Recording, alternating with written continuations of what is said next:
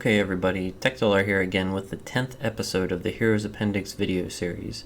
Its purpose is to help newer and veteran players alike to fully understand the ins and outs of all the characters in Hero Wars Mobile. In today's video, we are reviewing the first place winner of the most recent vote amongst my patrons, and probably one of the most misunderstood marksmen who didn't used to be particularly good because she lacked an armor penetration until her romantic skin released in February of 2020. Since then, her ability to shine has been dramatically increased, and while people shouldn't try to build a team around her, she is a great addition to almost any team who needs additional damage dealers. She lands under the steady pressure tier, which means if uninterrupted, she can deal significant damage over the course of the battle. She's also, interestingly, the only hero in the game who does not have a yellow energy gauge, and therefore is immune to all energy drain and lockout effects. In today's video, we're going to be discussing her skills, how they visually appear, and their uses both practically and strategically, when to use Astrid, when not to use her, her roles in the team, artifact priority order, skin priority order, and glyph stat priority order. First up is Astrid Lucas's activatable skill, Go For It Lucas, which is commonly referred to as her ultimate because this is the ability she can use once her red rage gauge is filled during battle. Astrid and Lucas will kneel to the ground using her hand as a visor above her eyes, and Lucas will get a white spiral effect underneath him as he leaps through the transparent crosshair in front of Astrid, leading him to his target. Lucas grows drastically in size and becomes a fearsome version of the cute and small animal he once was. Depending on the skin you have chosen, Lucas will transform into one of 4 fearsome animals. This skill enables Astrid to gain 17% rage with each attack. Once she reaches 100% rage, Lucas can transform. This takes 6 attacks to achieve. Another note to make is unlike most heroes' energy bar, the rage bar does not increase from Astrid or Lucas taking damage. Lucas will leap to the front row in front of the tank and knock the enemy front line back slightly, enabling basic attacks which are capable of cleaving, meaning hitting multiple targets, able to also strike position too. Lucas also has no health bar. Instead, he has a rage bar which mirrors Astrid's. As long as Lucas has any rage, he will remain in this form. Each attack against Lucas will drain 7% of his rage, so it takes 15 attacks to drain him completely.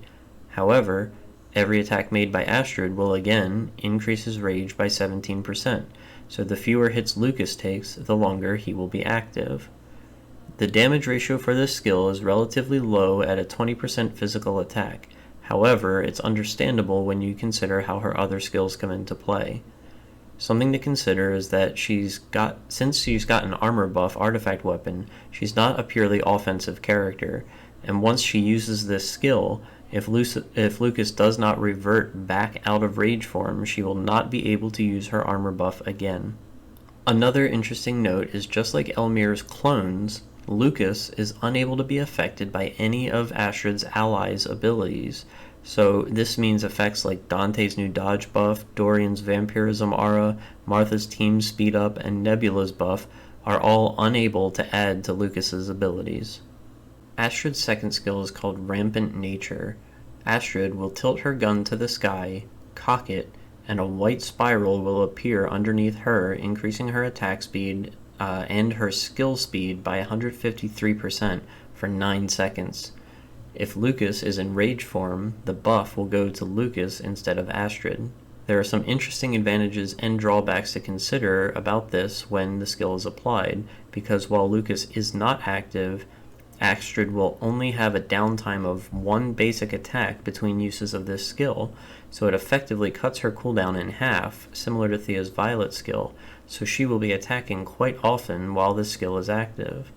However, if Lucas is active, she will only apply the buff to him, so she will not be hitting quite as often, but he will be applying a lot of stuns to the enemy front line and slowly building up damage over time as long as he's active. This means she will only use the skill on Lucas once about every 20 seconds, so it only has about a 45% uptime. But if she has it on herself when Lucas is down, it has a 78% uptime on just Astrid.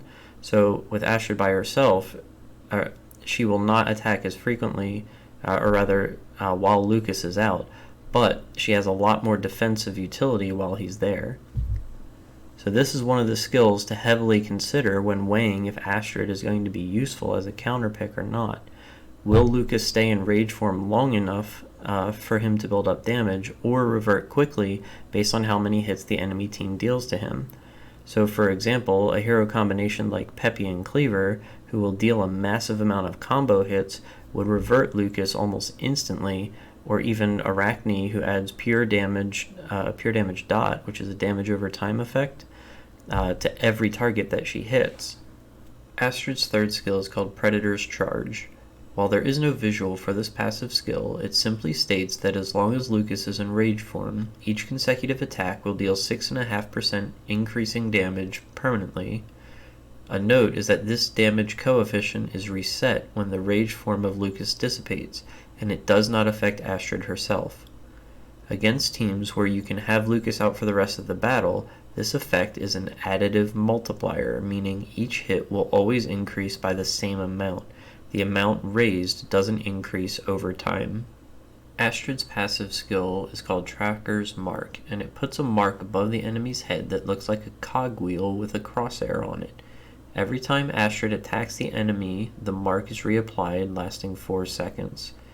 If Lucas is in rage form and attacks the target that Astrid has marked, they will be briefly stunned. Since Lucas will always get Astrid's speed buff, he will be stunning the enemy quite often. Let's take a deeper look now and see when you should be using Astrid and Lucas. The first time is as a supplemental damage dealer. Astrid has the second highest base physical damage in the game, only being second to Ginger.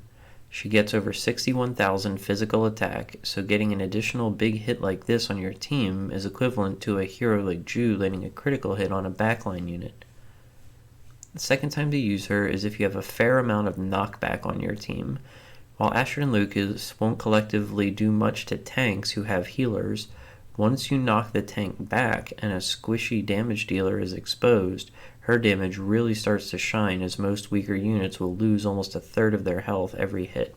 The last time you should consider using her is if your opponents don't have a lot of multi-hit or cleave abilities, and you have a tank like Galahad or Lilith who will resume the front position and guard Lucas, enabling him to stack his rage multiplier as much as possible.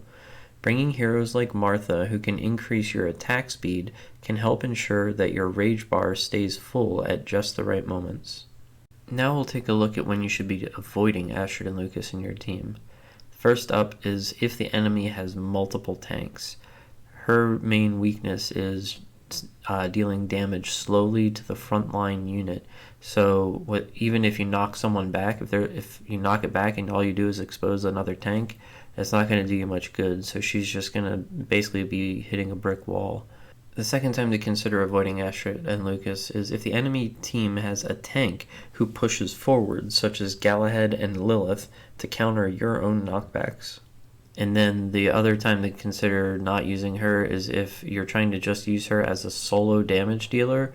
If the other team has any healers at all, it basically makes it near impossible for her to get through the enemy front line, almost unless you greatly overpower them. Next we'll discuss artifact priority, which means which artifact is the most important to level up first. First up for her is her artifact book, which grants her 10,380 armor penetration and 3,561 physical attack. This will ensure she's able to deal the most damage possible by way of penetration and damage. The second up is her ring, which grants her 11,970 physical attack and 3,990 armor, which is about 20% of her total physical attack, so it's important to get that up. And then lastly, in priority, we have her artifact weapon, the Princess's Musket. While the bonus armor from this is very impactful for her and her teammates, her main role as a damage dealer on the team pretty much solidifies the other ones as more important. In this segment, we'll be discussing her skins, which are relatively tough to obtain as far as the priority is concerned, which makes her harder for newer players to level. The top priority skin is her romantic skin, which offers 10,650 armor penetration, which yields the largest boost to her damage output and is approximately 38% of her total armor penetration. This skin is currently available as a grand prize from the Outland chests. The second in priority is her default skin, which offers 1,365 armor, 4,095 physical attack, as well as some critical hit resistance and dodge penetration. And with the newer meta having more and more dodge units, this has an increase in priority. The third and fourth in priority are her Spring and Devil skins, which are both available for purchase via the skin scrolls. They both boast a sizable 7,095 physical attack, which is about 11.5% of her total attack each. In our final segment, we will now be discussing glyph stat priority. So what that means is of all the stats your hero can get, which ones are the most important for you to upgrade first to yield the best results. For Astrid, the first glyph to choose is Armor Penetration, which offers 3,360 armor pen and the biggest boost to her damage. The second glyph up is going to be her Health. It gives 30,800, and since she gets very low health, and this accounts for about 17% of her total health, it's best to level this early. The third glyph to choose is her Agility, totaling 1,680 physical attack and 560 armor, which gives the next biggest boost to damage considering the abundance of dodge coming to the meta. The fourth glyph to choose is her Physical Attack, which adds 2,240 physical attack. There's not much to say beyond that. It will help her reach her peak physical attack, which makes her deal as much damage as she can. And then the fifth and final glyph in priority is the Armor glyph, which offers 3,360 armor, which it helps her reach her peak armor, but is almost inconsequential for her as a hero. Okay everybody, hopefully you found this video informative. If you do, please like, follow, and subscribe to my channel. Another thing to consider is recommending my content to your friends as well if you know they yearn for knowledge of the game. Since these videos are private, word of mouth is how they will get spread. Also, for a large and active Hero Wars mobile community, join my Facebook group called Hero Wars Mobile Community The GOAT. The link will be in this video's description.